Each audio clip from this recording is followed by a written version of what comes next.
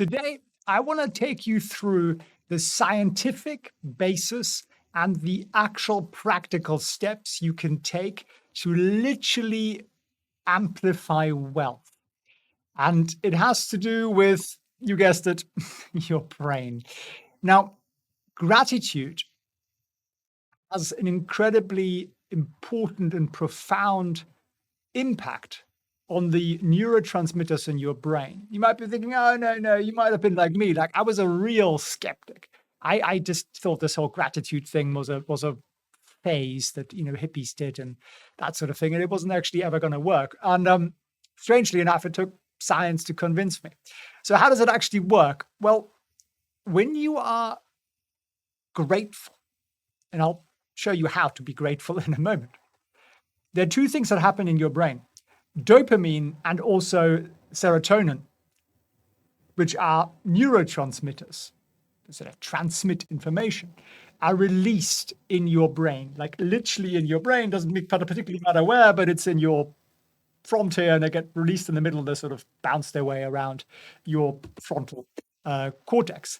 And dopamine is probably the one you're familiar with. That's got to do with pleasure and just being motivated, and it boosts your kind of happiness and accomplishments. And one of the reasons I do this is because I get literally every single morning dozens of beautiful, happy messages and emails and comments from people. And I wake up and I read it and I go, oh my God, look at the dopamine running around my brain, right? So for me, that's one of the reasons I love doing what I do.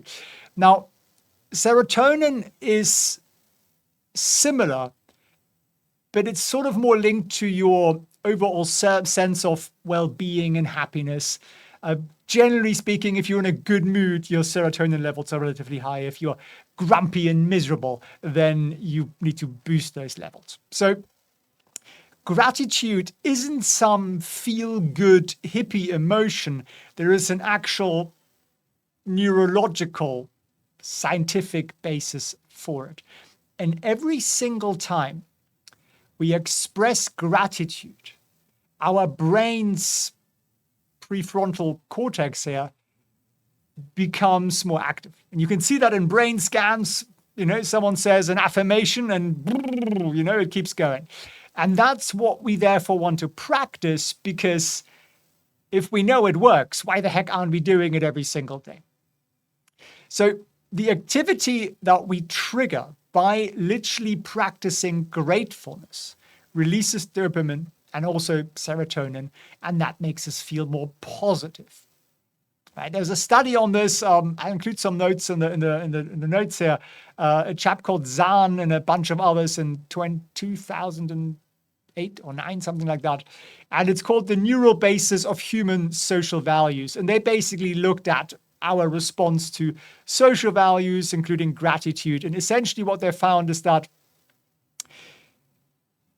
when people experience gratitude, the frontal cortex gets switched on, but the brain actually separates stuff that's relevant to us and just sort of general moral values, thou shalt not kill type stuff. That doesn't actually trigger that much.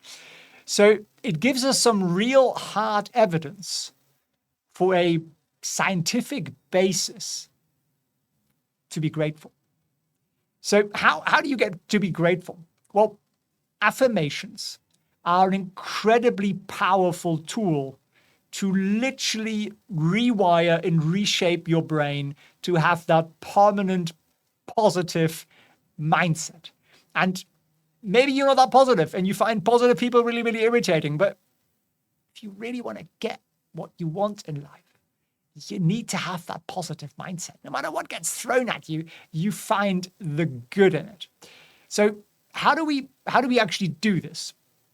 Well, you want to phrase your affirmations in the present tense. So not like yesterday I was grateful for the thing that happened last week. Like that doesn't trigger anything.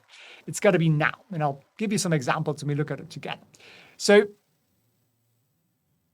you want to pretend, essentially, like the outcome you want is already happening. And we'll write out some examples together. So Yeah, let's do some examples. I think that's probably the smartest thing to do, right? I'll share my screen with you here. So how do you phrase affirmations? Okay, you can go really general. I am grateful for the wealth and abundance in my life. That's pretty general, right? You could make it a little bit better.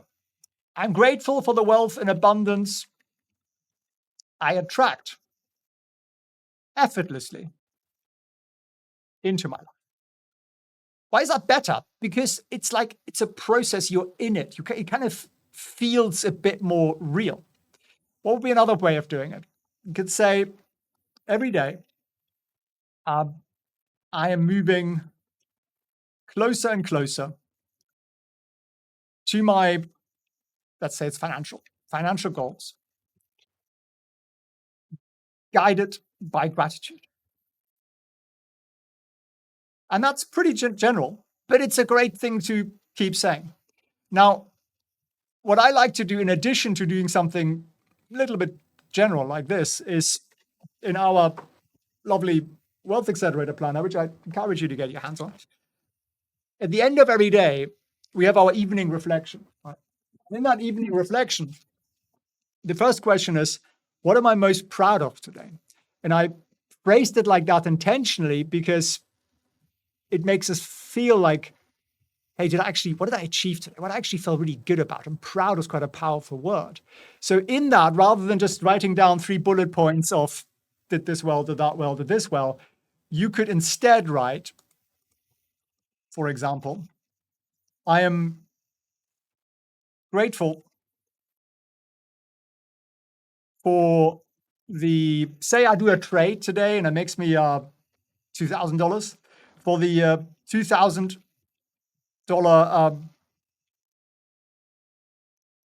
profit I made today whilst trading, and that I am moving effortlessly closer and closer to my financial goal, guided by gratitude.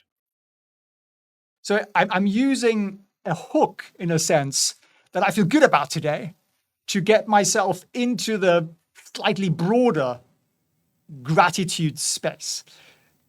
There is no right and wrong with this. When I first got into this, someone said, do affirmations, I spent hours analyzing other people's affirmations to make sure my wording and phrasing was the same as theirs. That's not how this works. If you say it and say it out loud, do it in the bathroom or wherever, if you don't want to scare the children, then does it make you feel good when you say it? If it doesn't, it didn't trigger any dopamine. So you need to change what you're saying. So this is really a personal thing. You can, but if you're finding it difficult, just stick to something really general, like what I've written out here. I'm grateful for the wealth and abundance I attract effortlessly into my life. And maybe you add to it, every day I'm moving closer and closer to my financial goals, guided by gratitude. And you can go on. I am grateful that I am now attracting everything that I want into my life with such ease. I am now ready to live my best life. Yeah, something like that. Like go a little like where your pen takes you. And at the beginning, you might just want to stick to the standard stuff because you feel a little bit awkward about it, but it becomes more natural. And then you can actually you could write pages and pages of this stuff. And I do this not every day, but I write down stuff I'm grateful for every single day. But what I do when I have a little bit more time, I just take a piece of paper or like literally the back of my planner, and I just write out a massive list of things I'm grateful for. And it really gets me going. I'm grateful for my cat that's purring on my lap, for the love and kindness she's giving me. I'm grateful for Winston, who's snoozing in the corner, for the fun we had hiking this morning. I would never have gotten up at 7 a.m. and gone up that mountain if it wasn't for Winston. I'm so incredibly grateful for his kindness and love and joy, right? I'm grateful for the breakfast I just had, for the lovely housekeeper who cooked it and served it for me. You can go on. You can literally just go through your day from the morning to the evening and write that out. And you do that, read it, and see if you can possibly be in a bad mood. It actually isn't possible. So it's a really powerful thing to switch yourself out of something. So your homework is to practice this by journaling. Write down at least 3 things every day that you're grateful for, that you're proud of that day. And what that will start to do is to change your whole mindset, because your brain likes the dopamine, right? This thing loves the dopamine and the serotonin, and you're therefore going to look for these things. And as you go through the day, you're going to become that person that just goes, oh, I'm so grateful for this meal. I'm so grateful for this coffee. I'm grateful for the car that's taking me to work and warmth and comfort. I'm grateful for the wonderful music on the radio. And yeah, you can just go nuts with it. But you will start to see that all of those things do actually make your life good and happy. It's just we've taken them for granted. So we've taken the joy and the gratitude out of it. You put it back in, and your whole rewiring changes. And you are physically rewiring your brain to become that happy, fulfilled person. And guess what? The things you are grateful for that you are saying in the present, and these can include your goals, they should include your goals, not just what's just happened in the past, but actually in the present, they'll start coming. And that sounds cuckoo, but it happens. Like, I journal like mad every morning and every evening, and it's amazing what lands in my lap. Honestly, I'm incredibly grateful for what lands in my lap every day.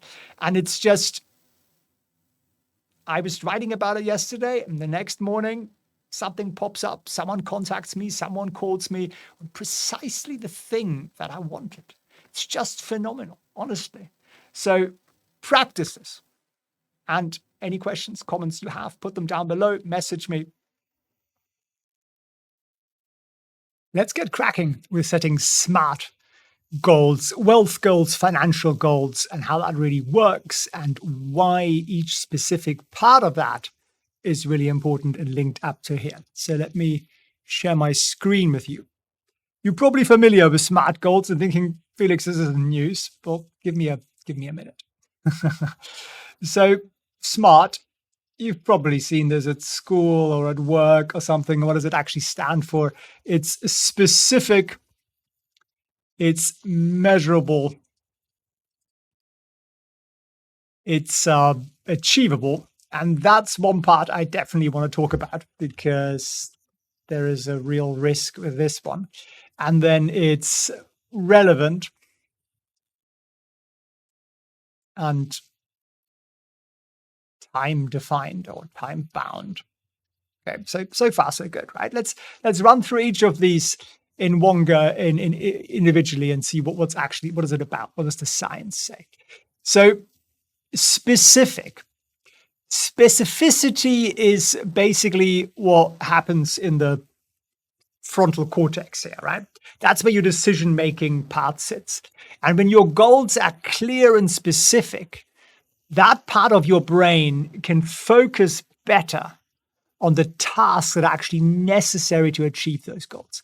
And it'll reduce the sort of overload of your GPU, if you will, which is what you will get if you make it really vague. So if you're saying, I want to be wealthy, that's really freaking vague, right? Whereas if you say, I want to earn $1 million a year, have 10 million in assets that give me a 5% return a year, that becomes very, very specific. And obviously the numbers can be whatever you want them to be.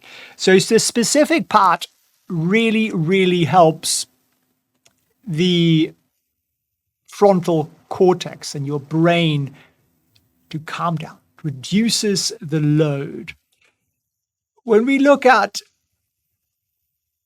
the measurable part, that's essentially your dopamine center. Because if we get if we get an outcome we can measure, and the outcome is positive, it's a milestone that we can achieve, the brain is going to release some dopamine, and you're going to feel flippin' fantastic. It's our reward system. It's the carrot, essentially. Now, therefore, if your goal is to have $1 million invested in stocks, just say, right? If that's your goal on its own, you're not going to get any sense of achievement between now and the $1 million. So you want to break it down into measurable chunks, like say every single month or every single week, even better, I'm going to put $1,000 into this investment, this ETF or whatever, right? And every week you do that, obviously, again, the amounts can be whatever you want it to be, you're going to feel great, right? I do that, by the way. I have a weekly target, I have a weekly goal, a weekly amount I invest, and I feel flippin' fantastic every single Monday when I do it. And it's just that dopamine thing that gets released in my brain. So that's the important part with measurable. Now, achievable. Okay. So there is something in your brain called the amygdala, and it's, can you see that? Let me make it a little bit bigger. Yeah. So it's this bit here inside your brain. And the amygdala is the bit that processes your emotions. Fear and anxiety live there. So if you set goals that are completely unattainable, it can cause you stress because you feel like you can't possibly get there. So setting goals that are somewhat achievable can give you a positive emotional response. I think there is a danger with that science to make you say, all right, let's save $100 a month. It's achievable. I'm going to feel good every month. But you're not going to achieve anything, right? You're not actually pushing yourself forward. So I'm a huge fan in the big goal and then breaking that down into components that make you feel good on the way, right? So $30 million in invested assets, or whatever the number you want it to be. That's a goal you're thinking, okay, that's really big. I don't know how to get there, but I do know what to do and how to put $1,000 a week into the stock market, say, whatever it is. Or, buying a property a year that's worth $500,000, or, whatever it might be for you. That's an achievable number. You know how to do that. And you want to make the big goal a little beyond the immediately attainable. And you want to make the steps, the stepping stones, achievable with the aim of making them bigger and bigger and bigger and bigger. And I feel that way we can get our dopamine release every week, or even every day if you want to. Don't make it every month. You're only going to get 12 a year. You're not going to be that motivated. It's just boring. But I like to do it every Monday. For you, maybe it's every Sunday or whenever you want to do it. And that way you get that weekly hit. You get 52 opportunities to pivot, which is really important. Way better than 12, right? 52 opportunities to do something better. And you also spot way earlier if something is off kilter. Something isn't going quite right in your finances. So that's, I think, a really important one, is that we get the achievable balance right. Now, what about relevant? So there is something in your brain called the ACC, the anterior cingulate cortex. And it's, let me make sure I show you the right part. Exactly, that's what I thought. It's basically this bit here. You see that? Yeah, you can see that here. This bit here. And this ACC evaluates your options and evaluates your decision-making. So if your goals don't align fundamentally with your larger objectives or your larger values in life, you're going to have a hard time moving towards those goals. And that's what I found in large companies, where the company is like, we're making, let's make lots of toxic chemicals to make money out of it. And the employees are going, I want my children to live, right? It doesn't work. Same with you. So you need to set goals that ultimately align with your values and your kind of purpose that you see for yourself. So make sure that your goals are not cutting corners with your morals to get there, because actually your brain will sabotage you. This ACC bit literally in the middle of your brain is going to totally sabotage you. So that's why the relevant part, it needs to be relevant to you as an individual. It needs to be relevant to your larger value system. Now, the time boundness thing here is also rather important. And there is a part of your brain called the hippocampus, a bit like the hippopotamus. And that's basically down here, sort of right down there by the stem of your brain. And that processes time and also memory. So by setting a deadline for a goal, you create an urgency. And in your memory, in your brain, you make it more important, and therefore your brain is literally going to recall it. It's going to memorize it more frequently, and it's going to allow you to actually focus on it. So you could say, $1 million invested and just that. Well, if you say $1 million invested in 2 years, say, or 3 years, say, or by the end of the month, depending on where you are right now, it's going to keep it in the back of your mind. So I set generally goals in the sense of end of year, 2 years, 3 years, and 5 years. That's generally my vision. It's also really good to go out to 10, 20 years, and we'll look at those things a bit more going forward, because it gives you a bigger vision and allows you to dream way bigger, way outside of your present comfort zone, which is really, really important. But we want to be able to take it back to actionable steps right now. And they can still be pretty ambitious. 2 years is a really long period of time in my book. That's 104 weeks. That's a lot of weeks, right? So you want to always attach a time period to that goal that you feel is a little challenging, but also somewhat realistic.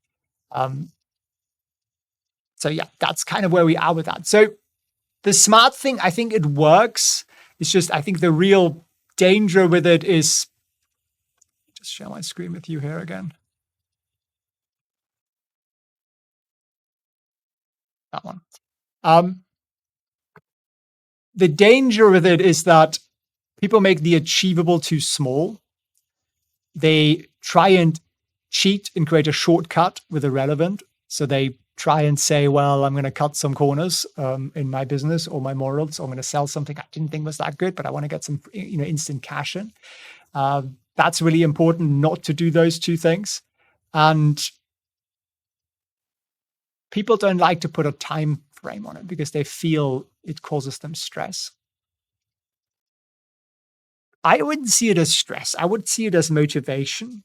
And we're going to get to the motivation part. If your motivation, you're so excited about getting there, it's just going to fire you up. It's going to put energy behind you to just act more. And you are going to get to that slightly unrealistic goal. And you're going to find the way. Why is it that some of the most successful people are people who've had some serious trauma in their life, or they have had real poverty in their youth, or a lot of the wealthiest people were immigrants who suffered great struggle and trauma, right? That is because that was the motivation. The motivation was to never experience that again and get the heck away from it. So they have a very, very, very strong motivation center that repels all the noise and all the distraction, and that is singularly focused on getting to financial security and financial stability because they've really experienced the pain of not having it. So that's embedded in their brain. And I don't want you to have pain, but we can use the understanding of how the brain functions to make sure that our motivation is really, really, really flashed out. And that's why we focus so much of our energy, and I do every single day, writing it out, journaling it. And, I used to think this was a complete waste of time, honestly. I used to laugh at people doing this. But I now understand that by writing out visually what the goal that I want will make me feel like, what will it be like to be in it, and to experience it now like a dream, like a movie, It means my brain is already in it. It means my brain that it can't distinguish between the real and the imagined. It's the same thing for it, which is why you go into a ride at Disneyland or something that's meant to be scary, right? It scares you, genuinely scares you, even though you know this is a simulation. It still scares you. You go to a 3D cinema, like something's coming at you and it's your seat's shaking and it feels very real. So we can do the same thing to our brains. And we're going to focus obviously quite a lot on the actual implementable steps here. Thanks for watching. See you on the next one. One of the most important ways we can change our wiring is by actually facing where we are, writing down where we want to be, and then revisiting and checking on our thoughts and our processes every single day. So I'm a huge fan of journaling, and it just means writing down what you want and writing down what you've done and comparing and contrasting the two. And it keeps you on the straight and narrow. So we have a journal called the Wealth Accelerator Planner. You can order it in a hard copy version from Amazon. It's like $19 or something like that. And it's a 60-day, essentially, journal that takes you through it. I find it super helpful. I've been doing this for years, and I'm super happy to finally put this into print and share it with you. So I'll walk you through it. It's obviously table of contents, and then there's a little bit about what we do and how we do it. The first step is a life review. And it's a really, really important exercise to just kind of get a feel for yourself about where you are at, where you want to be, and what your processes are at the moment. So you're essentially scoring each of these questions from 1 to 5, and 1 being low, 5 being high. Be honest with yourself. No marks here from a teacher. We just want to make sure that we are genuinely honest with yourself. And I do a very similar exercise every single day, and I'll show you what that looks like in a moment. But essentially, it's stuff like, do I have a clear financial goal and plans to achieve them? Is it 1, 2, 3, 4, 5? For most people, that's probably a 2 or a 3 if we're really honest with ourselves. We have some vague idea of where we want to be, and we're doing some of the right things, but do we have a written out plan? Probably not. And the same is true for every part of our life. And once you start improving one part of your life, you will actually notice that everything else improves with it. It's all connected. So that's first exercise, life review. And this is going to take you a little bit of time. So you might want to find 2 hours of peace and quiet where you can do this, or do it before you go to bed for an hour or two for a couple of days. It's a really, really, really important exercise. First part is really self-reflection. So we're setting out life goals here. And one of the really important things is to remind ourselves of what are actually our accomplishments. And they might be childhood. It might be you were great at sports or school or something, Write them out, whatever it is, what you were proud of, and you felt really good about yourselves. And what activities or tasks make you lose track of time because you enjoy them. And this is a little bit of self-discovery, really. Like, are there things that you do and you just go, oh my God, wow, it's late. In which case, you might want to know about that because that's something you obviously really enjoy and you get lost in. What do you think your natural strengths and talents are? And you may or may not know. And that's also completely fine. This is not an exercise of judgment. There isn't a right or wrong. This is kind of a self-exploration that we just don't do enough of. And if we want to get from A, where you are right now, to B, where you want to be, well, we need to know what A is and we need to know what B is. So the first part here is really about what are those goals? And then it's, vision and purpose. If you had all the resources in the world and couldn't fail, what would you do? And that's a really, really hard question for most of us because we never really think in those terms. We always think in terms of limitations. We always think we've only got this much time and we've got to do all these tasks and all these responsibilities and we've got a limited budget and, limits. That's what we're trained to think of. If you just chuck away those limits for a moment, like what does it actually look like? What would you be doing with your time? Right? For me, it's teaching. I get a tremendous dopamine kick out of that. It's painting, music, and spending time with friends and family, and exercising and swimming and hiking and traveling. And that's pretty much what I do. Now, there is an element of my life too, because I have like 3 businesses where I do some things that I don't absolutely, truly want to be doing all the time. But I know they help to get the other, say, 70% of my life into the right order. So it's important to be honest with yourself here again, what you actually enjoy. Don't write down what someone else thinks you enjoy or what someone else wants you to enjoy. This is your time.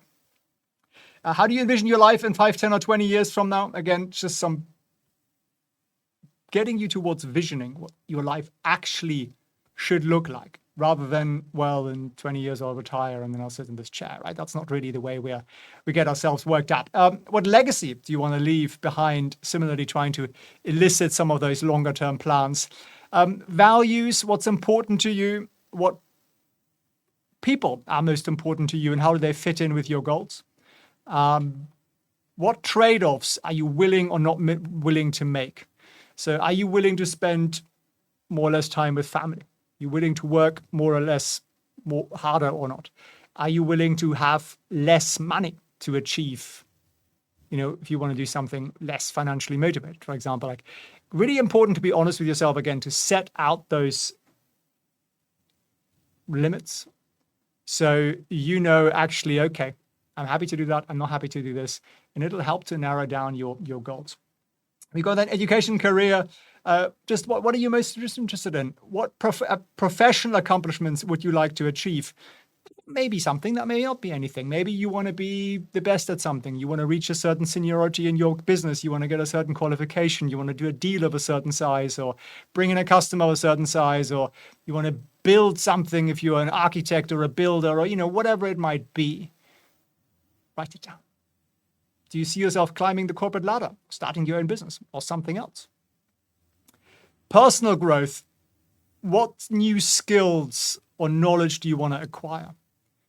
For me, a couple of years back, I was like, I'd really like to learn the piano. And I'm still a pretty terrible player, but I just sat down, I downloaded an app, I bought a keyboard which is sitting over here, and I just started. And you'd be amazed what you can do in a couple of days. So write down what you actually want, again, without any objections, without any hurdles. Are there any fears or limiting beliefs you'd like to overcome? I'm sure there are some. How do you want to grow as a person in character and behavior? Like, a little bit, what would you like to be? Health and wellness. You do not become, usually, a successful, happy, wealthy person unless your health is good. And there are some exceptions, it's true. You see some people who are in horrible shape and they're wealthy, but they're typically unhappy. Right? And you can typically sense their anger simmering under the level. And there is usually a reason they're really out of shape, is because they really haven't dealt with something in their personal life. So write down your ideal state of well-being. Relationships.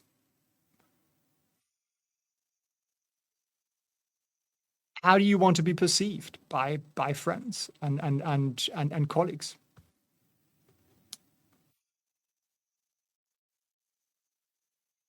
Are there places you want to travel to, where you want to go?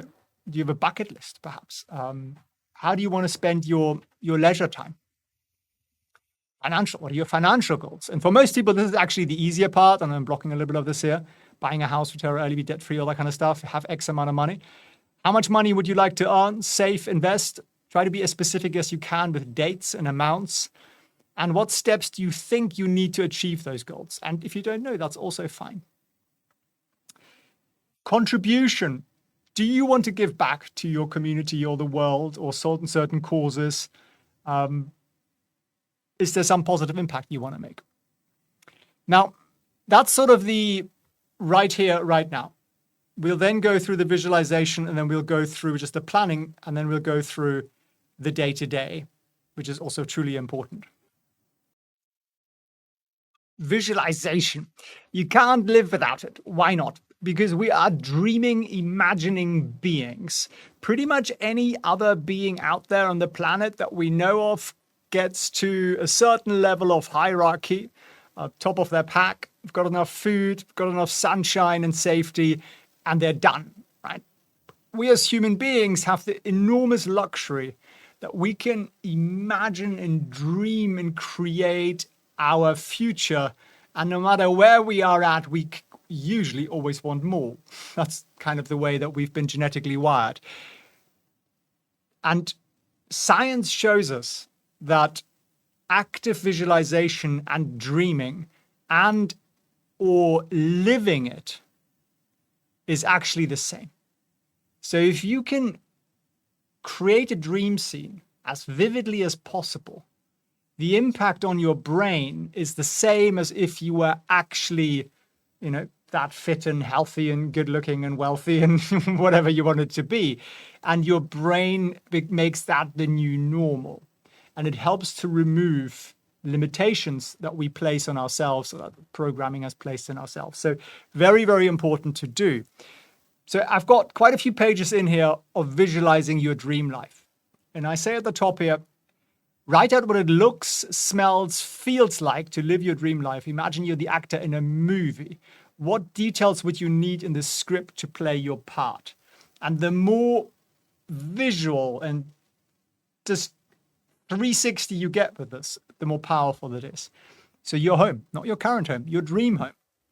To give you an example, you visualize it from the outside, what it looks like, what the sun is doing and the wind blowing through the palm trees, and you walk through the door. How does the handle feel? What does the door look like? What's the sound it makes as it opens? What does it look like on the inside? What's the scent? What do you see? How large is it? What does it sound like as you say, honey, I'm home, or whatever it is that you say? And the more you get into that, the more fun it becomes. And the first one you do probably will be quite short. And then as you keep doing these, they get longer and longer. So we got a section on my career, my money, my health, my love life, my friends. You are the people you surround yourself with. My spirituality, your mind, essentially. My accomplishments. And again, all the things you want to achieve, write about them like you have achieved them. How does it feel to have achieved them? What kind of a person are you now that you have achieved them? So write this out not as a wish list, but as I'm living it, I'm in it. You're walking into this metaverse, if you want to use that kind of terminology. Your impact on others, and spend some time on this. And if you need more than the 2 pages I've allotted you, go for it. Type it if you like. I personally feel pen and paper is really, really good, but obviously add extra pages, staple them in or whatever you want to do. Shove them in the back of the book.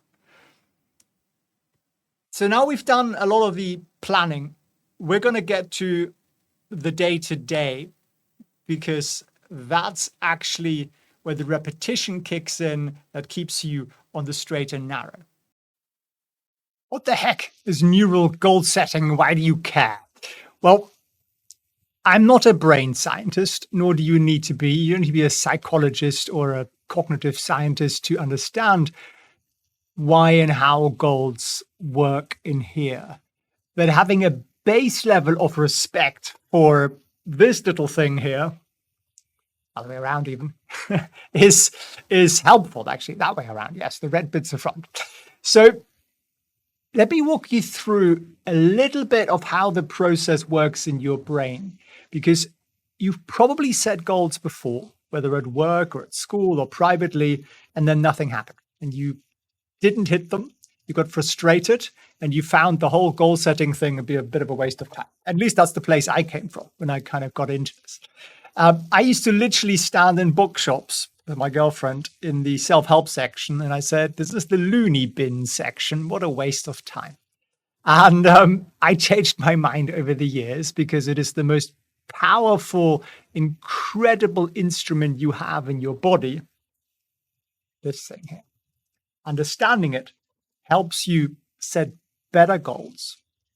And I'm not saying smart goals, because we're going to get to that in another bit here, but goals that actually mean you're going to get to where you want to get to. So how does it work? Well, I'll show you a little chart in a second, but just the frontal. So if you look at the brain here, half a brain, this is the front. These are the frontal lobes, prefrontal cortex, especially over here. And they basically play a huge, huge role in goal setting and achievements, achieving something. This is basically the bit where your decision-making sits, your planning, your attention to what's going on in the world.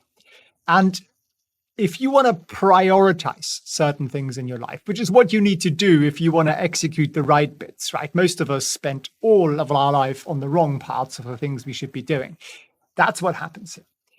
What happens once you've set the goal, you've written it out, and you actually want to go forward with it. What's the process? Well, let me share my screen with you here. It's a nice little chart that I thought I'd put up here. So we start off in our prefrontals. We start up here. The second thing that is actually required to make the thinking, planning, and doing into something that we will want to be doing is emotions. And to get emotions, you need to have an actual desire. And I don't mean, oh, it'd be nice to have $1 million. Did that sound like I wanted that? No. But how about the thing I'd love most in my life is waking up in a bedroom, opening the curtain, stepping out onto my balcony and watching the waves come in. That is what would make me feel so incredibly good and relaxed, and it's feeling the sunshine on my face. Now, that's a little bit more desire, right? For you, that'll be something different, but that's where we want to get to. Now, the next part of our brain that's a huge issue is the filter. So why do we have a filter in our brain? Because the brain perceives millions to billions of things a day or even at the same time. And it's literally, if you think about where you're sitting right now, all the things in your room that you could potentially be seeing, move your hands around and you can actually start to see them. Before you did that, you weren't aware there was even that space. What about the stuff behind you? What about the slight humming of a computer, a laptop, or an air conditioner, or the noise outside, or the birds, or the colors around you, or the air moving through the room, or the slight differences in temperature, the softness of the chair you might be sitting on, the different alignments of the chair. There's so many things that are going on in the world right now. Imagine when you're in a car, you're driving, you're moving. Your brain would literally drive you stark raving mad if it told you, in a sense, and it processed all of that information with its full attention span. It does notice it, but it filters out like 99.9% of it. And that's a good thing, because otherwise we'd all be in the loony bin. And I don't mean the bookshop, but, we'd be in straitjackets. So the next step would be to actually make some progress on our goals and get some results. And that's important. And we're going to talk about how we set our goals to actually get to that. Because what you really want is some level of dopamine, which is a neurotransmitter. And it's basically the brain's reward system. And there is an area called VTA, nucleus accumbens for you Latin people out there. And is again in the frontal cortex. And that releases dopamine either when you've achieved something exciting or in anticipation. And that's useful to understand. Your brain does it also into anticipation. Now that dopamine hit, that good feeling, it reinforces the behavior. If you're a runner, for example, after a certain period of running, the dopamine kicks in and you're really suddenly enjoying it. Like I hike a lot, but 2 hours into the hike, I suddenly start jogging and the guys I run with are like, there goes Felix again, nutter. And at that point, I'm just pumped because I'm physically kind of exhausted, but that's the success. That's the endorphins hitting me, so the dopamine's hitting me, and that reinforces my desire to want to hike. So very, very important that we get those hits. Now, then the next stage to this is essentially habit formation. Again, there are bits in your brain called the basal ganglia and the striatum, and they play a huge role in habit formation. And if we want to become successful, we want to change what we do, we need to change our habits, right? We are creatures of habits. Most of us spend 90% of the day doing the same things we always do, right? Might have noticed that the way you eat, the way you make your breakfast, the way you get dressed, it's always the same leg first, isn't it? All these things. You brush your teeth always with the same hand. You open the doors with the same hand. All these things are habits. Very, very, we are creatures of habit. And it means we don't even think about stuff. So it's a good thing. But if you never actively program those habits, what happens? Well, your life just is filled with the habits that you were given by parents and school and just society around you. So if you think you can actually change your life without changing your habits, well, it's never going to happen, because the habits are always just going to get you back in line, always get you back in line. So that's really, really important that we get through that. And yeah. Now, motivation is a huge part, and that kicks in and is linked very, very significantly to desire, which is why we're going to do quite a lot of work on that. And that's what's going to help you to persevere when things get a little bit tougher. The desire, the motivation, the actual passion, the purpose. Why are we doing this, right? Now, to actually change our brain, what does it mean and what does it take? So the brain creates these neural connections, brain connections, all the time. It can reorganize itself. And this is called neuroplasticity. And it allows us to learn something. If you're going to learn the piano today or a language or something, you're creating new neural connections. If you get dressed this morning or today or undressed today and you start with the wrong leg, that'll also change your brain's linkages. And that's a good thing to do.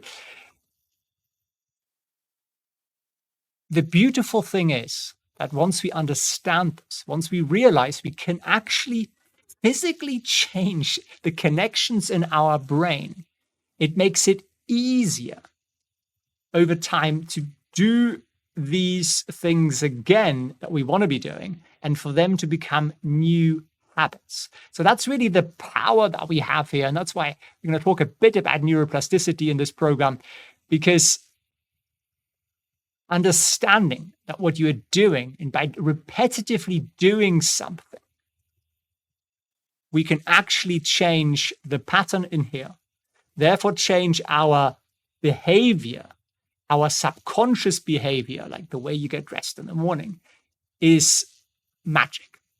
So it's a critical component really of goal-directed behavior. And, we want to accelerate here our wealth creation in all aspects. So there's a great study on this by Latham and Locke. I think it's 2005 or 6 or something. And that's a lot about organizational psychology. So they were looking at employees and how can they set smarter goals? How can it actually work, right? What's the problem with goal setting?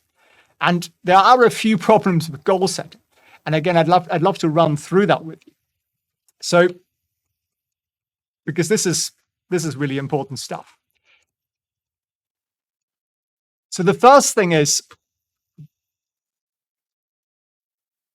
the positive of goal setting. And this is scientific study from their paper, is it gives us a clear direction. And the visual I always have in my mind is flying. Like, I'm often in fairly small planes, and I look at the cockpit, which is the door open, and I can see they always have a flight plan. Basically, it's a tablet with a line on it, and that's what they're following. Without that, they wouldn't know which direction to go in, right? So that's the first thing. We actually want to know where we're going to. And the second part that they highlight is motivation, which is what we just started talking about a little bit in terms of emotions. Motivation energizes people. And you would got to understand precisely what I do every day. But I wake up every morning and my first thought is, I want this and I'm going to get it. And today is going to get me closer and it's amazing. Let's get out of bed and do stuff, right? That wasn't always me. I used to get out of bed and just be like, oh man, I'm tired. This is exhausting. Why are we here, right? That used to be me. You can just get rid of some of these banners we have on here. So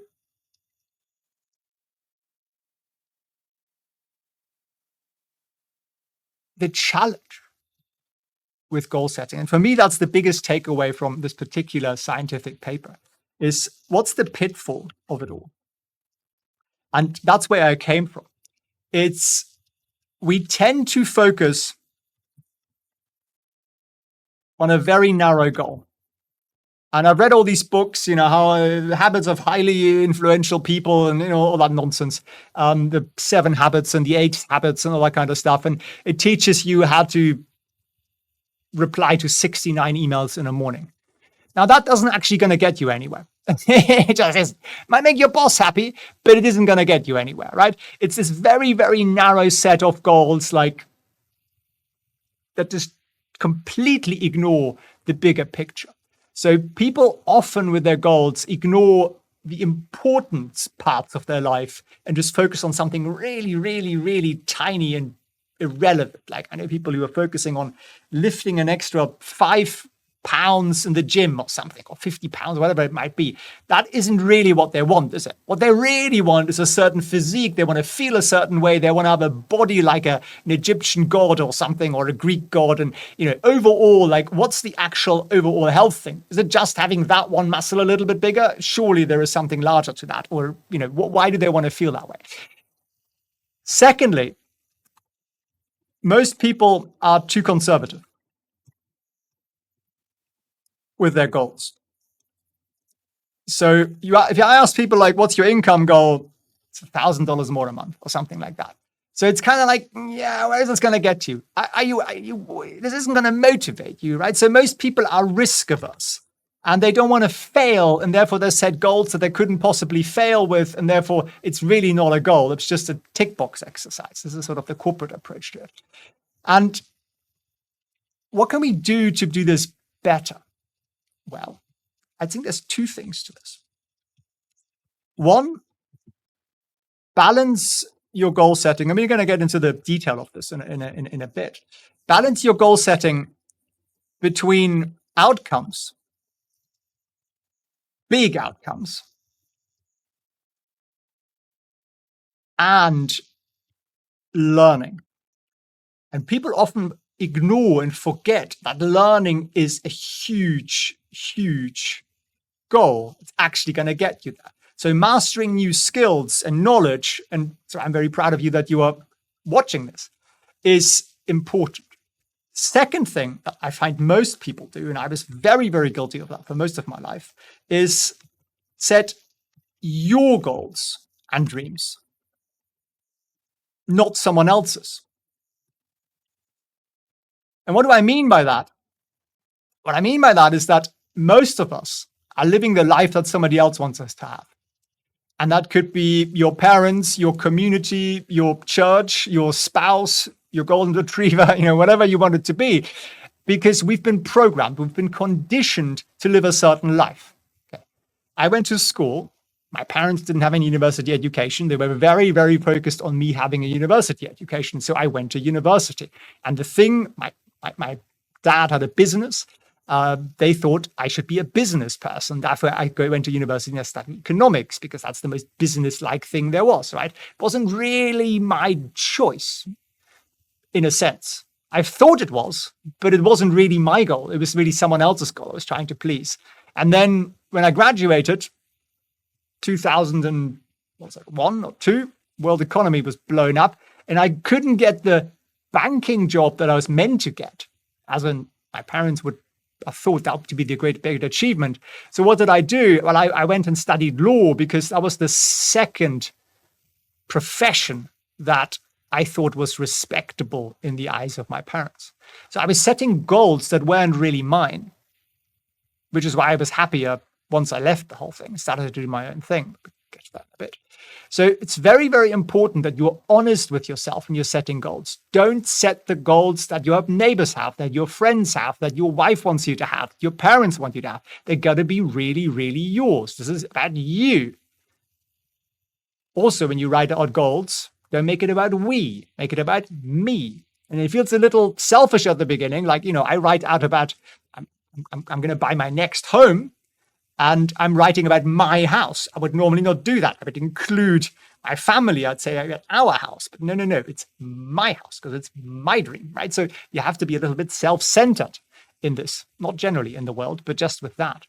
So I just wanted you to kind of go through here a little bit the process that we are going to kick off here, which is the planning and the thinking, setting really clear desires, understanding the filtrational patterns in there, understanding where the rewards kick in. And that's why it's important to reward ourselves and to celebrate the small achievements. Whereas a lot of people get frustrated. They say, oh, I'm only 1% there. Like, that's amazing. 1% progress, right? Celebrate it. Let's get some of that dopamine going. And then we're going to have to repurpose and re-emphasize the motivation, the passion, the purpose behind it. Make sure we take continued action. Make sure we stay inspired so we get back to the plan. And I'm going to give you all the tools here that I use every single day. And we're going to break down step by step, actually actionable tasks for you to do to get you to identify your goals, to get you to your goals, and make this a fun experience, which is what this is, of course, all about. Any questions you have on this opening? There are comments down below. Feel free to use and abuse them, and see you on the next lesson. The month ahead overview. So at the beginning of the month, we've got this double page, and I'd like you to write in the dates. So let me find I'm doing this on the screen here. Much easier to do this in paper, I find. Where are we? Type some text. So you could just type in here, if it happens to be the first of the month and the Tuesday is the second, and that sort of thing. You get the idea. Do that because obviously every month is different, and we want these books to be valuable, not just for the particular month, but just going forward. And I put in some key dates. Are there any really important projects that are going to bring you closer to what I call your big goal, which is kind of that big overarching thing that motivates you the most?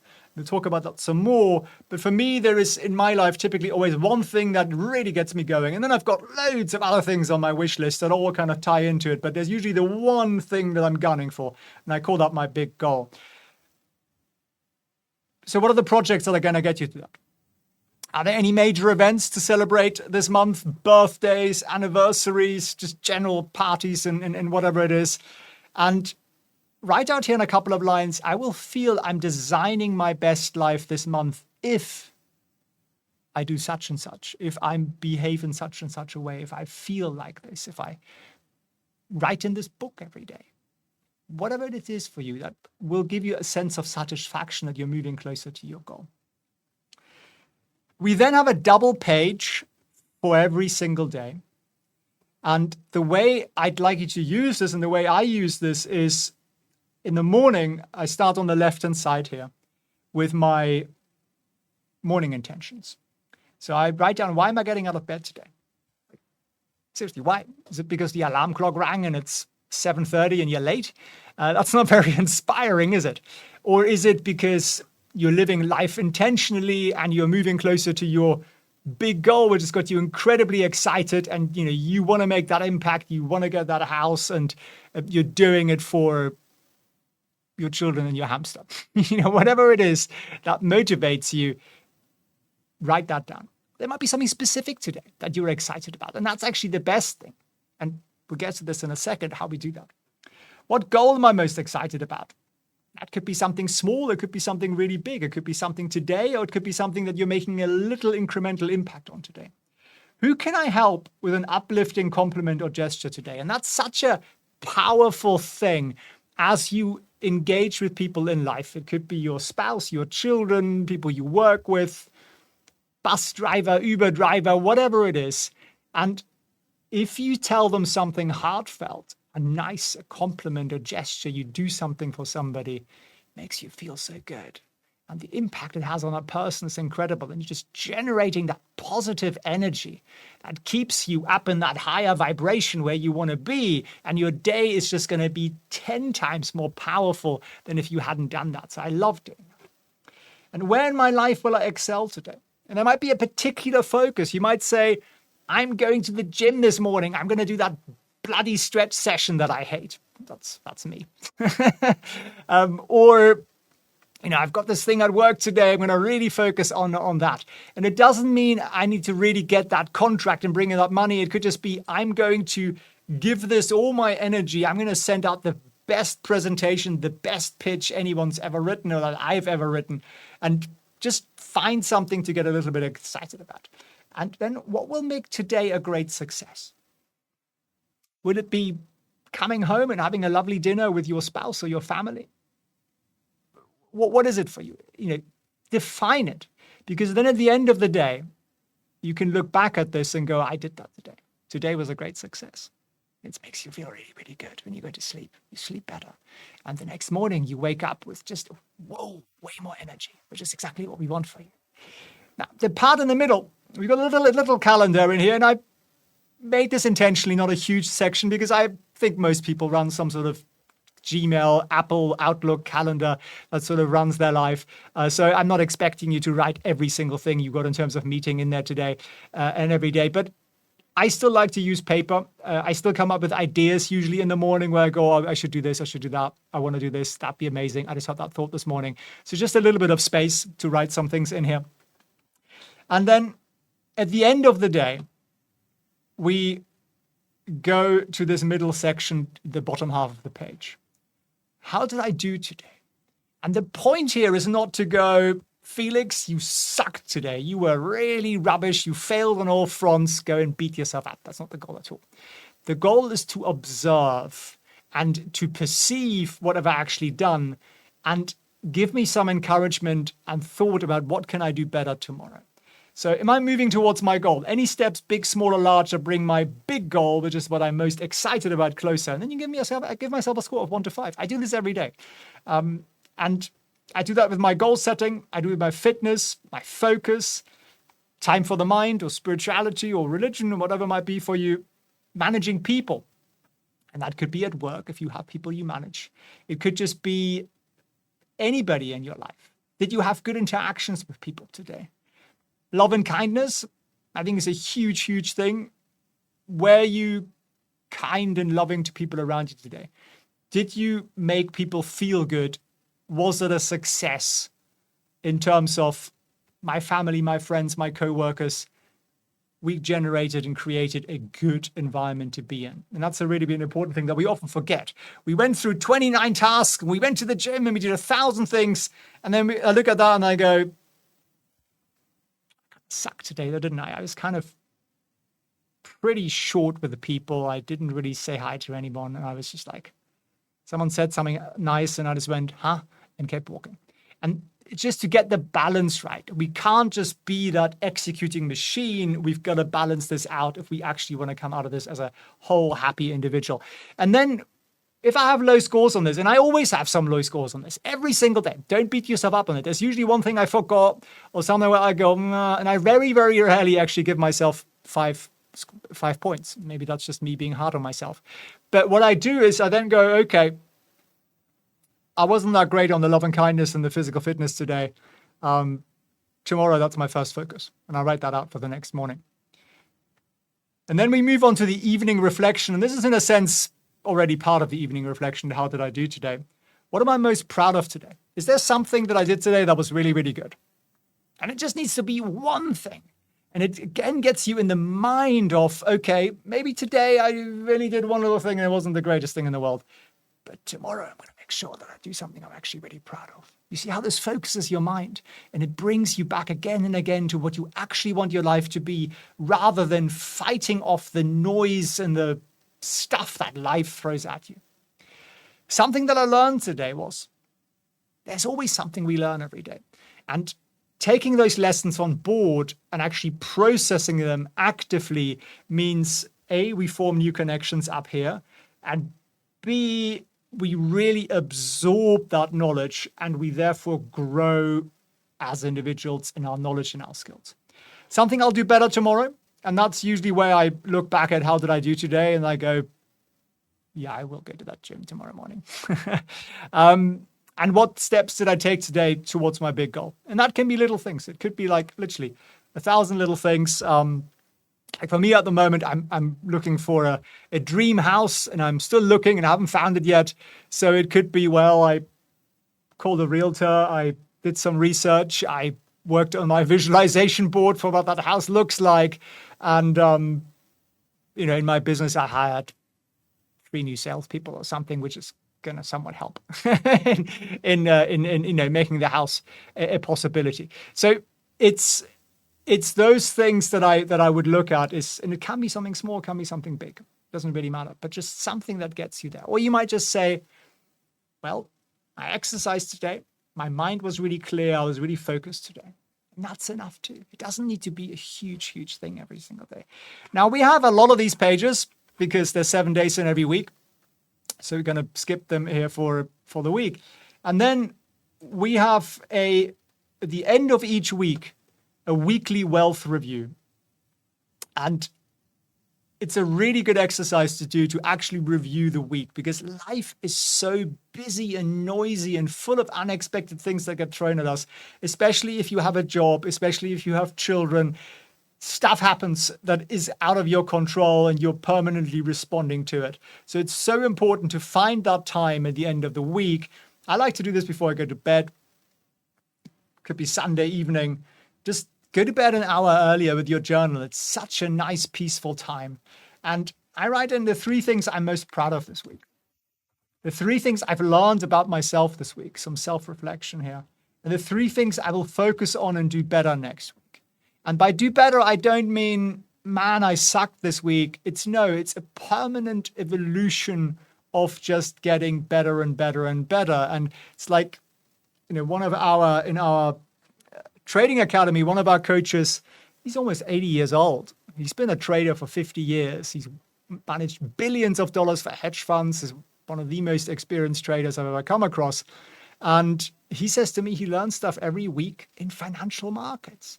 And you're like, you've been doing this for 50 years at the highest level possible, and you're still learning every week. And that's what life's about. It's about growing. Stop growing, and you are dying slowly. You're withering away. So that's the whole point here. It's not to give ourselves A-grade scores and then go, I'm done. It's not a school exam. It's about the evolution of your abilities to get to better and better and better. And then how did I do? Moving towards my goals, my physical fitness, my time for the mind, my focus. How was I with people? Was I kind? Was there fun this week?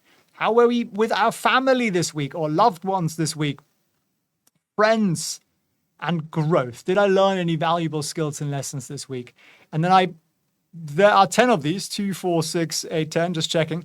So in theory, you can get a score out of 50. I never get 50. Never yet happened. And then a couple of words, how do I feel about the score? And again, it's about positive encouragement. You just say, well, there were parts of the week that were amazing. There were parts of the week that sucked. And I'm okay with that. And I want to make next week and every week thereafter better and better and better and better, so my life grows and becomes exactly what I visualized. That's sort of the sort of thing that I think about in those moments. So for me, it's not, oh my God, I only got 30 points or 20 points or 10 points or whatever it is. It's about, well, what segment am I omitting in my life as a whole? So that's the week score. And then, you go back to the days, and then there are more weeks, and then you come back to the next month and so on. So it's a process of repetition. And the purpose of the book is actually the journal to make sure that you do repeat, because it's a daily thing. And science is very, very clear on it, that the more we repeat, the more we rewire up here, we get rid of the things that hold us back, and we allow ourselves to actually achieve what is possible for us. Because you might think that the billionaires out there are smarter than you. They're probably not. They're just thinking bigger, and they're not obsessed with but what if it fails? And there are those things, and I can't do that. I haven't got the time. They are in a mindset, in a place that allows them just to achieve way more. And that's where we want to get to. Doesn't have to be the billion, whatever it is for you, but just, you see people around you who are just doing things without being held back by those programmed objections. And that's the whole point here. It's just plow through this every single day. I think you'll enjoy it. I see it as a really lovely, happy exercise, and I hope you enjoy it. In this lesson, I'm going to show you how to transform your limiting beliefs through a step-by-step process into the new beliefs. And If you've done the exercise from the previous lesson, which I trust you have, the first step is very easy for you. We're going to identify and write down the beliefs that feel limiting or negative. And you've probably already done that because you've written out the repetitive ones, and typically the repetitive ones are our limiting beliefs. But you might want to add some more to that, and honestly, be generous with yourself. Even write it down. Right? This is our Santa wish list that we're going to crack. So step one is just to gain awareness of the beliefs that might literally be hindering your progress. Step two, and we'll go through an example here in a moment. I'm just going to go through the steps and we go through an example that refers to me. And obviously then you can go through your own. We want to challenge that belief. So you want to ask yourself, limiting belief number one, is this belief based on factual evidence? Is there some fact that says this is correct? Have there ever been times when this belief wasn't true? That's usually the case. It's always the exception, isn't there? And that means this isn't actually factual. It's just something that got stuck up in there because of past programming. So we want to question the accuracy of the belief that you've got so that we can move towards rewiring it and restructuring it. So what's step number three? Look at this limiting belief. And is this an overgeneralization? Is this sort of simplified black and white thinking? And a lot of our beliefs are like that, right? It's not really like we really thought this through. It's just sort of in there. And we now want to replace this distorted general belief into something more factual. We wanted to reframe it into something more objective that's a little less negative. Step four, and yes, there are 12 steps to this. That's why I made a workbook for you. For literally this week, write down every day any evidence that you can come up with that contradicts this limiting belief. And our aim here is perhaps to, by the end of the week, to have some actual facts that will challenge what's been ingrained up there by people who probably meant well, but ended up doing that. That might have been you, it might have been somebody else. Okay, we've done that. We've challenged it, we've reframed it. Now, we need to reword this. We want to create a positive narrative, you might call it an affirmation, that we can repeat. And we'll do one together in just a second. What do you do after this affirmation, or whatever you want to call it? You want to visualize a scenario where you are living beyond this limiting belief. And that's really, really important because science supports that our brain, what we imagine, what we dream of, actually has the exact same reactions physically as experiencing the real thing. The brain can't really distinguish one or the other. And you might be thinking, no, Felix, you're a bit off there. That can't be true.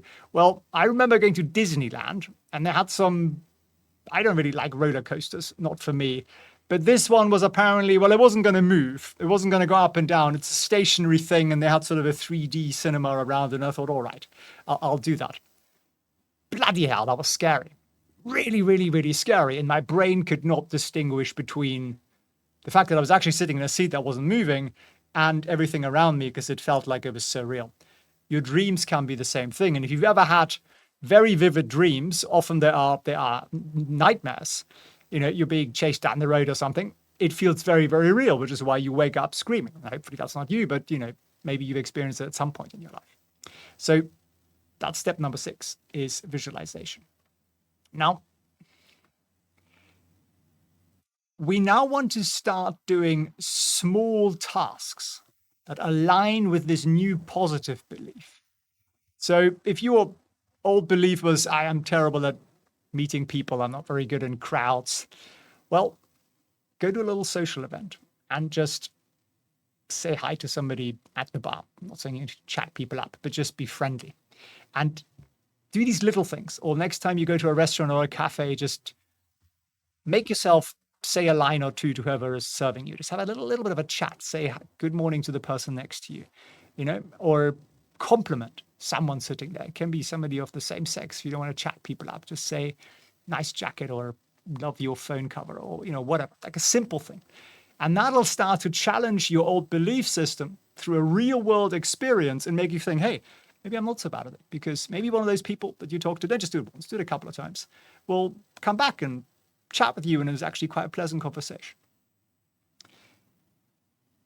After you've done this, the chatting in the cafe or whatever is appropriate for your scenario, you got to write it down.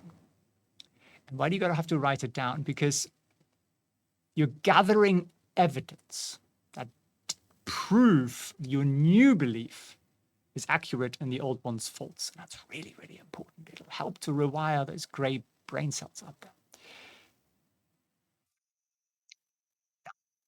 Number 9, talk to friends, talk to family about it. Say to them, look, I've got this limiting belief. I think I can only do X. And a lot of them, at least if they're nice friends, they'll say to you, nonsense. You're better than that. You can do that. You can do way more than that. Remember the time when you did this, X, Y, Z? And that's also really, really useful. So again, you get the external validation here. I'm going to skip over 9, 10 here, because that's more like about the journaling again here. There will be moments when you get discouraged and you get pulled back to the old belief system, because say it's the socialization thing for you, and then maybe it's something else. You say hi to someone and then they go, what are you looking at? Something like that. And you kind of go, I'm really not very good at this. You want to prevent the sort of relapse. So that's why we are asking ourselves, what's triggering me sliding back? Is this based on real evidence? Is this based on one outlier experience? So for example, you want to make more money, maybe next month, I don't know, maybe you want to have a business, you get less deals. That doesn't necessarily mean much. You need to look at why did you get less deals, right? It probably wasn't the fact that you were undeserving of it. It was something that happened that was either random or not random. Most of the time it isn't random if you find the reason for it. And very, very important, celebrate. Celebrate the small wins that are gradually getting you towards your goal. I've worked with lots of people who say, look, I want to get to, I don't know, $1 million a month or a year or whatever it might be. And they're bloody miserable bringing in hundreds of thousands of dollars a month because they're not hitting their target. That doesn't get you there. You want to celebrate the process, the gradual climb up, and you want to stop as you go up the mountain and look around and go, isn't it glorious? Look at the view. How fantastic is this? That's very, very important. So let's look at an example together. And now this is a spreadsheet. I get not everybody is a spreadsheet kind of a guy. I sort of am. But you could obviously write this out on paper or in your journal, which I highly recommend you go and buy. And don't buy in a super expensive journal. Just buy something that costs a couple of dollars. So I've put in here the steps: your identification of the negative belief, the challenging it, the restructuring, the evidence, the affirmations, the visualization, the behavioral experiments, and then recording the outcomes, asking for feedback, challenging any backslides, and celebrating small wins. And I've written down the tasks that I'd like you to do and the reason why I'm asking you to do those tasks. And yeah, I told you there was going to be some work on this, didn't I? It doesn't happen by magic. I work on myself every single day still, because I always want to get better. And I know if I keep doing this, I get more and more and more. And my life is just more and more and more glorious. Okay, let me run you through an example. And this is literally me.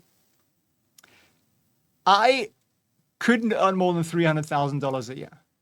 And there wasn't any rational number to this. And you might think, well, you weren't suffering too much. True, I wasn't, but I just wanted more. I wanted a lot more. I wanted the nice house. I wanted to live where I want to live. I wanted to travel in, comfort and style. And it's not that I actually spend that much, but money makes me feel safe. So I noticed that because, okay, I have a business. It might be a little bit different for you, but I have several businesses, actually, when we get to that. But I noticed that I wasn't willing to charge higher rates to my customers. And at least for physical products I was selling. So I then looked at, well, first thing, challenge the belief. See how we can do this best so you can see it still. There we go. Right. And we want to challenge the accuracy of that belief. So I looked at factual evidence, and I looked at, there were quite a few competitors, really, that I called them entrepreneurs in my network, but they're really competitors, who were selling similar products to me. And for example, I have a wine business, for example, and they were charging a lot more than me. And I know their costs were pretty similar.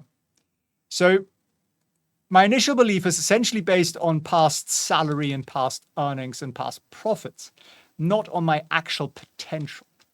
So I then went out and I collected evidence. How did I do that? Well, I literally made myself, and my skin was crawling, made my skin crawl. And I charged a customer 20% more than I normally did for the same product. And they bought it. They signed. No, it wasn't any more difficult. I also collected other peers, so to speak, out there in my industry who were earning more, who were making more money.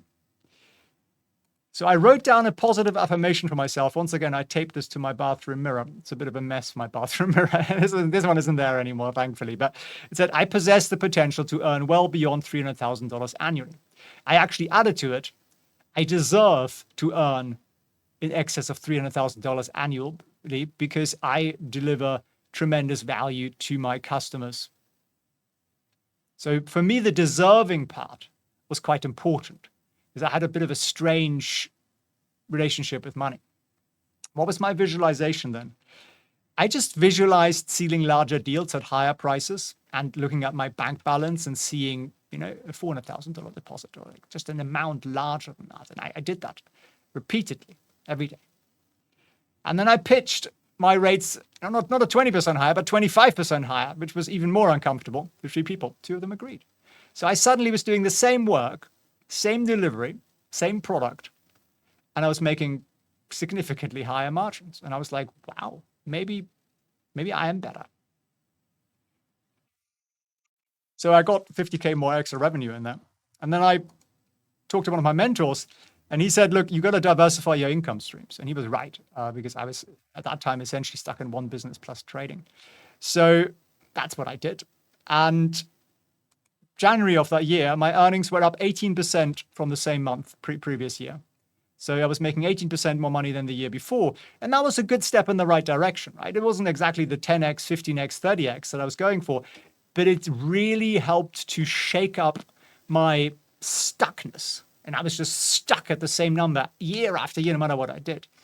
Now, occasionally you're going to get a setback. So I lost a client and I was like, okay, don't beat yourself up too much about this. Doesn't mean you no longer deserve to earn the extra money. And I have built up and I am building up new income streams. And that's sort of how I got over it, really. So just that resilience, you need the resilience and actually take a setback just to double down. And I just worked a little bit harder that week and it worked. And celebrating deals or little wins, whatever it might be. I mean, this is obviously a money example. Very, very, very important because that really, really reinforces it. It gives you that dopamine release, which is what we talked about a little bit in the previous sessions, which is so, so very important. So you want to celebrate the little wins. And that's also why I would really, really recommend and urge you to get somebody on board with this. Your life partner or a good friend or a child or, somebody, and just share this with them because if you can celebrate the wins with somebody, it's actually even stronger than if you do it on your own. I mean, it's still cool. I celebrate wins on my own sometimes, but I usually have a few people in my life who are very, very important to me, and I share with them, and I run out and I go, hey, look what we just did. It's amazing, isn't it? And that just gives it 10x the joy and the dopamine relief because then someone comes and, gives you a hug and says, amazing, well done. And you go out for dinner and celebrate or something. And I think those little things are very, very important. Don't even have to go out for dinner. You can I sometimes open a can of peach juice. There's a little Japanese peach juice I love. It's fizzy. It's amazing. You should try it. So for me, that's sort of a celebration ritual. And I only actually have that peach juice when something amazing and special happens, which is thankfully most days. So better, very, very important to do that. So the link to this is down below, summary down below as well. Get working. And you might think, Felix, hey, I've got 5 or 10 limiting beliefs. All right, start with the biggest ones. Start with the ones that you really go, wow. Those are the ones you want to tackle first. And then plow through this list. Ping me any questions you have, and you're well on your way. I don't think you can really make a mindset shift that lasts and that you are able to sustain unless you make some changes to what you eat. So I want to walk you through I think, 4 key supplements that I take. And I'm not a massive pill popping sort of supplementer, but there are a couple of things I take every day and explain to you why those matter and why I take those. And then we also talk a little bit about food here. So the first one is magnesium. And I take, you see that? Not so well here in the light, maybe. Marine magnesium. Anyway, doesn't matter what the brand is. I know it's not focusing. It's basically all the same. I like marine magnesium because it's more natural. It's actually from the sea, not some sort of waste product from whatever synthetic manufacturing. What is it all about? Well, it basically has a huge role in your brain's function and your mood regulation, and that's a really important thing. So essentially, if you have low levels of magnesium, people get actually depressed. There are lots of neurological diseases that are linked to that, migraines, epilepsy, and so on, that can be, well, they certainly can be prevented with magnesium. And how does that work? Well, magnesium somehow helps to regulate the neurotransmitters in your brain that basically send messages, right? So it also has a huge impact, studies show, in the synaptic plasticity, essentially like what we've been talking about here. How can we make new connections? How can we learn? How can we improve our memory? And all of that needs magnesium. So I'm a big fan of taking this. I take 400 milligrams a day of this. I take it right before sleep because it can make you a little bit sleepy. And you know what? My sleep's never been better than when I take this. It also does wonders for your digestion. So it's just all around a really, really great little bit of supplement. And you can obviously get these I get these on iHerb usually or on Amazon. Very, very inexpensive. So marine magnesium is one I really recommend. Now, the next thing I take religiously, a very few things I take religiously, is iron. I take this stuff here. It's called Floradix. And again, this is not a product advert. I think anything from these guys. It's liquid. And I think iron and also vitamin B6 and 12, which is in this, are really only absorbed well by the body in a liquid form. What is it? It's basically a protein that carries oxygen around your blood, and your brain takes up something like 20% of all of the body's oxygen. So if your oxygen transport isn't ideal, your brain's gonna suffer, right? And again, it's involved in neurotransmitters, which essentially help to speed up transmission. That's sort of the easiest way of putting it. So if you are iron deficient, you can. So if you're a child or a baby that's iron deficient, your actual sort of cognitive development and functions are really, really, really poor. Now, you also don't want to have too much iron. That can also be bad. Some people say Alzheimer's, Parkinson's is linked to that. I don't know if that's true, but some people say that. So don't go nuts with it. Obviously, follow the instructions. And with all of this, talk to your physician if you've got a decent one about supplementation. But I like this because it's plant-based. I generally would take everything plant-based. Don't buy synthetic vitamins. Synthetic vitamins are usually waste products from some sort of other chemical production and are not really that. Make your body believe it's getting the vitamins, but it's not actually getting it, so it's not particularly useful. And then B6 and 12 are again involved in producing neurotransmitters, and it helps to send essentially signals between nerve cells. So it's really, really crucial for your DNA, your RNA, and if you are deficient in those, well, you get anemia, you're fatigued, you're weak, your brain isn't working properly, and in the long term can actually damage your brain and your nervous system. So it's something you might want to take, or you might want to do a test on. That's obviously always the ideal thing to do, is just see, like, do you getting it from your diet? If you can get it from your diet, brilliant. We talk about that in a second. But I don't, because I eat a plant-based diet, and that makes it a little harder to get tons of iron in, and also vitamin B and 6. So that's why I take those ones. Now, the next one is something that looks a little bit less natural. It's called creatine, and it's what you find in the Arnold Schwarzenegger cupboard of bodybuilding. And obviously, it isn't working for me, is it? But I don't take it for that reason. It's it's produced naturally by the body. You can find it in certain food. Some meats allegedly have more of it than not, but it essentially helps to produce energy in your cells, especially in your brain cells. And your brain is massively, massively energy demanding. So you do need some creatine for your brain to actually work at its peak performance level. And lots of studies out there, I'll put some links below, how supplementing with creatine can help you with just more energy. And that's why bodybuilders take it, because it gives them more energy, but it actually helps you with energy for your brain. Now, there are also studies out, and that's actually how I came across this, that I think it was Korea where they first studied this. They gave people who were on antidepressants creatine instead, maybe in addition, I don't remember. And the level of depressedness, if that's a word, went down tremendously. So it seems to have a real positive impact on that. And I'm thankfully not a depressed individual, but it just goes to show that it has a very, very powerful impact. There are now a bunch of American studies as well on this that are showing that creatine might be a great antidepressant. So anything that makes me happier and gives me more energy is a great thing. So how do I take this? I take 1 scoop a day of this. It's 5 milligrams. Pretty much every package in the world you buy gives you 5 milligrams. I wouldn't take more than that. I think it might not be great for your kidneys if you do. But essentially, there's a little scoop in this, and it's just one of those. It doesn't really taste of anything, so you can just take it in water or juice or something. I just pop it into a protein shake once in the morning, and I'm done with it. Just pop it in the blender with whatever else you consume. And I feel it gives me a huge amount more energy, and if I don't take it, I kind of miss it. So I really like that one. Now, the last thing is something I don't take every day.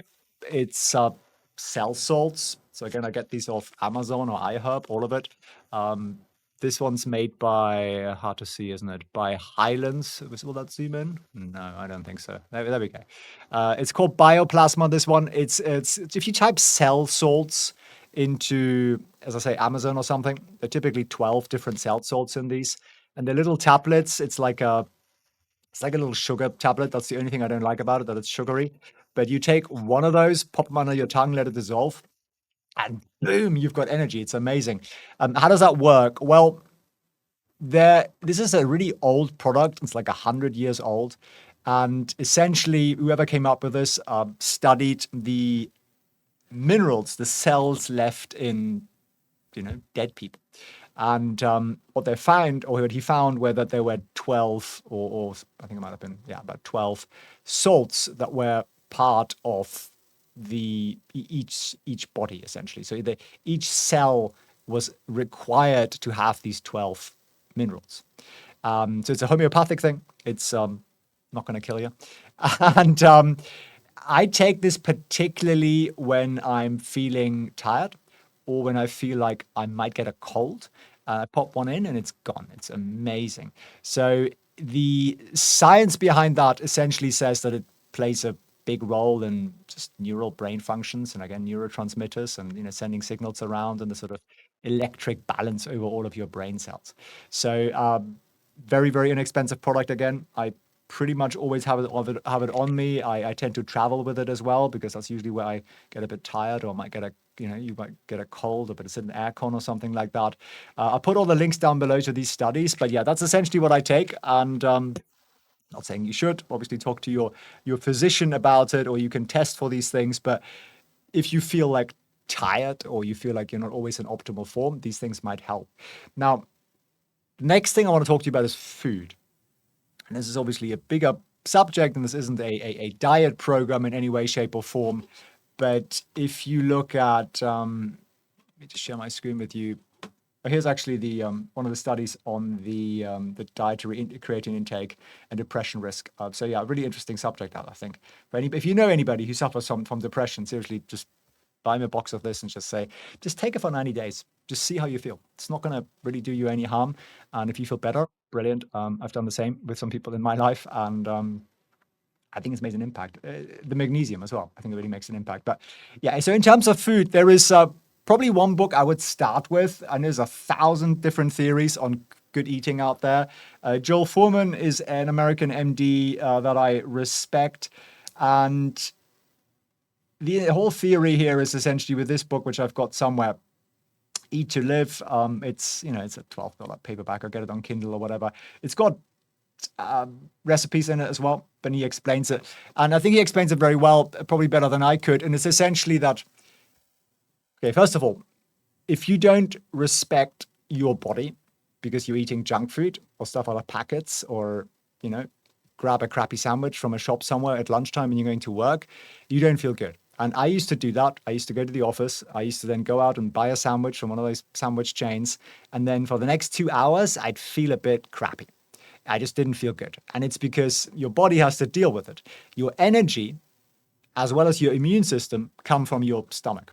So if you put something in there that the body has to send all the energy to deal with it, the rest of your body, including your brain, isn't going to function very well.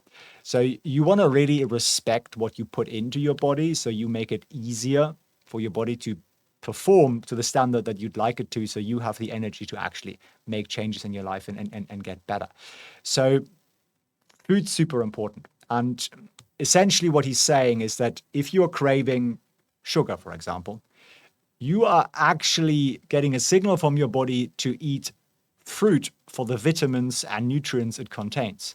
But because we go for the Mars bar instead, the body's like, okay, now I've eaten the sugar, but I'm still hungry because I still haven't got the nutrients I wanted. So many people are actually very nutrient poor. I mean, they might be very well off, but they eat a very nutrient poor diet because everything is cooked and fried and baked and whatever, and there's very little fresh stuff in there. So eating a large intake of high nutrient dense food is what will make your hunger cravings go away. It's going to be easier on your body and digestion, and therefore you'll have more energy consistently rather than these up and downs and the yo-yos and the fasting and all that stuff. So I'd really look into that. And now you don't have, some people say you should eat it raw, some people should say you eat steamed and cooked. I don't think any of this matters. I think just do everything in moderation. Don't go nuts on one, whatever, keto or the raw diet or any of that. They're all there to sell you a program in some way, form, or another. And there's often an industry behind it that is pushing it so they can sell more of whatever it is that they're pushing within the diet. So I would eat a moderate diet. I don't follow one crazy thing. Like, I remember when I bought that Joel Fuhrman book, I was just traveled to Tokyo the next day, and I was staying in a Park Hyatt, and they had like a lovely lounge, and they had these massive bowls of blueberries. And I just read this book, and it said blueberries are the most nutrient-rich thing you could eat. So there was me eating like half a kilogram, like a pound of blueberries for breakfast. Like, I mean, people thought I was insane, and then going back and then eating some more and eating a huge bowl of salad. And I went a bit overboard. So don't do that. Just like take bits of it on board, but just aim to replace the easy, fast foods in your life with something better. So what I did when I still had a job, I would take food with me. And yeah, your coworkers look at you like you're a bit weird, but I just felt so much better.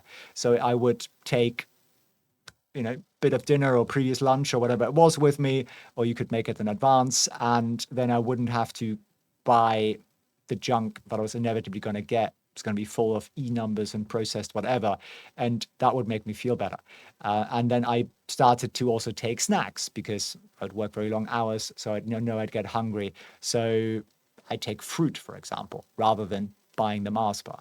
So you can take little steps in that direction, or take a bowl of blueberries with you, and a great thing to snack on, actually. Keep your energy up quite nicely. And yeah, there's still sugar in that.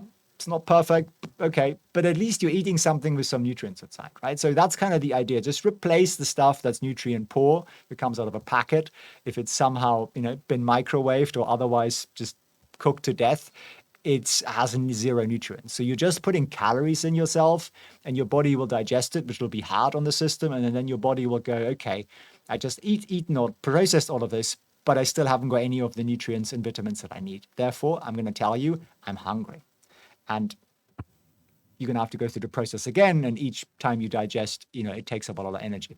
So that's, I think, the direction I'd go in. And as I say, obviously, this isn't a diet program, but if you have any questions on that, ping me a message down below in the comments. Be super happy to talk to you about it, or point you in the direction of the gazillion things I've read on the subject.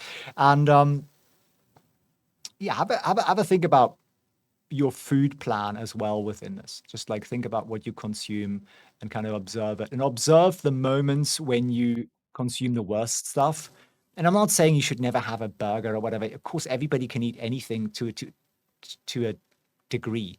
It's just, if you do it every day at 3 p.m. because you're really hungry, then that isn't good. So just look out for the moments when you make those impulse decisions. And for some people, that might be after the long day home. They drive home and they always drive past that, Burger King or whatever, and they pull in, they get that. You could maybe prevent that. Maybe in the car, you could have a slightly healthier snack and you could eat that, and that way you can drive past it. So it's little things like that. If we plan when we're in a good state, rather than in the tired, exhausted state where we're just reacting from instinct, we can make some real improvements here. And we're going to make a huge impact on your ability to sustain a happy, healthy mind, and therefore get to the success and wealth that you also want to get to.